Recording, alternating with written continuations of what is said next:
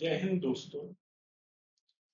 मैं कर्नल राहुल त्यागी आज आपसे एक बहुत ही सामान्य समस्या के बारे में बात करूंगा जो हमारे फौजी भाई और उनके परिवारों को बहुत ही कॉमन रूप से इफेक्ट करती है। खांसी अगर देखा जाए तो शरीर की एक प्राकृतिक सुरक्षा क्रिया है। यह हवा की नदियों से बलगम, धूल या कोई अन्य कण निकालने के लिए शरीर की मदद करती है।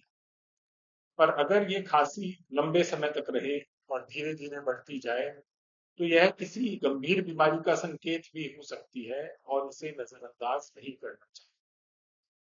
खांसी के आम कारण हैं साइनस या नाक की समस्या, गैस्ट्रिक एसिडिटी या खट्टी डकारें, सर्दी जुकाम या अन्य सांस के संक्रमण, एलर्जी या अस्थमा, धूम्रपान या प्रदूषण का असर, टीबी। कुछ दवाइयों के साइड इफेक्ट से भी खांसी हो सकती है। जब खांसी एक इतनी कॉमन प्रॉब्लम है तो तब हम इसके लिए एक डॉक्टर के पास जाएं, ये समझना बहुत इम्पोर्टेंट। अगर ये लक्षण हो तो आपको तुरंत डॉक्टर से मिलना चाहिए।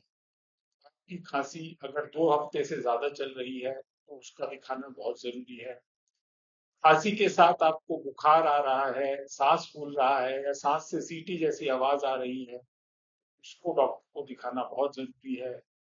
बलगम में खून आना, वजन कम होना, खांसी के कारण नींद या रोजमर्रा के काम में प्रभावित होना, बार छाती में जकड़न होना, स्मोकर्स या धूम्रपान करने वाले लोगों के जैसे नॉर्मली खांसी रहती है जिसको स्मोकर्स कफ बोला जाता है, उसमें किसी प्रकार का बदलाव आना, या पेशेंट जिसकी टीबी की दवाई चल रही है उसकी खांसी में कुछ चेंज आना या खांसी ठीक होने के बाद फिर से खांसी हो जाना, ये सब ऐसे लक्षण हैं जिनका डॉक्टर से जांच होना बहुत जरूरी है।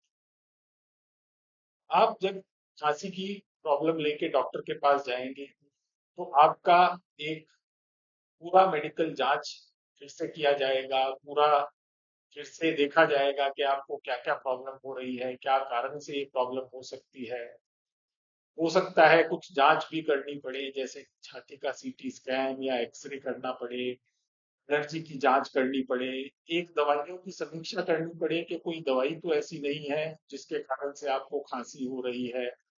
आपको धूम्रपान छोड़ने की सलाह दी जाएगी। अगर आपकी कोई इनहेल वाली दवाई चल रही है तो उसको ठीक से कैसे लें ये समझाया जाएगा। आपके बलगम की जांच और आपकी फेफड़ों की ताकत की जांच के लिए कुछ टेस्ट किए जाएंगे जैसे स्पाइरोमीट्री उसको बोलते हैं, या लंग फंक्शन टेस्ट जो बोले जाते हैं। अगर आपको खांसी आ रही है और जस्ट 2-3 दिन से ही खांसी आई है, एक नॉर्मल जो वायरल इन्फेक्शन के कारण खांसी होती है उसमें आपको क्या करना चाहिए? आप पानी पिए खूब, अपने इनहेलर को अगर आप लेते हैं तो उसको सही तकनीक से इस्तेमाल करें, जैसे बताया गया है वैसे, जितनी बार बताया गया है उतनी बार नहीं। धुएं या धूल वाले माहौल से बचें या अगर उसमें जाना पड़े तो मास्क लगाएं। धूम्रपान ना करें और जो लोग धूम्रपान करते हैं उनके पास भी ना जाएं। नियमित व्यायाम और सांस की एक्सरसाइज करें और संतुलित और पौष्टिक आहार लें। खांसी आ रही है तो क्या ना करें? धूम्रपान बिल्कुल ना करें। जो खांसी 2 हफ्ते से ज्यादा चल रही है उसको बिल्कुल भी अनदेखा ना करें, डॉक्टर के पास अवश्य जाएं, उसकी जांच कराएं।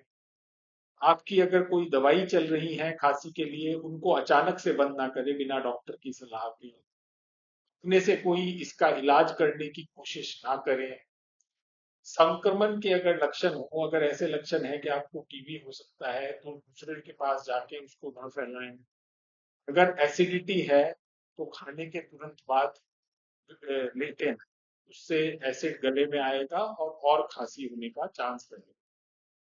याद रखें कि खांसी एक आम बीमारी है लेकिन लगातार खांसी आना सामान्य नहीं है। अगर खांसी ठीक नहीं हो रही है तो आपको जल्दी रिपोर्ट करना है, अपनी जांच करानी है। कि उसका सही बीमारी का पता चल सके और सही इलाज हो सके। आपका स्वास्थ्य ही देश की रक्षा है। जय हिंद।